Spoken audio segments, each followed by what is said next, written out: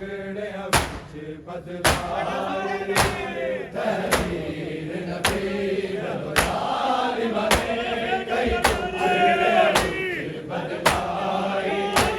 ਤਹਿਰੀਰ ਨਬੀ ਜਦੋਂ ਜ਼ਾਲਿਮਾਂ ਨੇ ਕਈ ਟੁਕੜਿਆਂ ਵਿੱਚ ਬਦਲਾਈ ਖੁਦ ਕੁਰਸੀਆਂ ਤੇਰੇ ਬੈਠੇ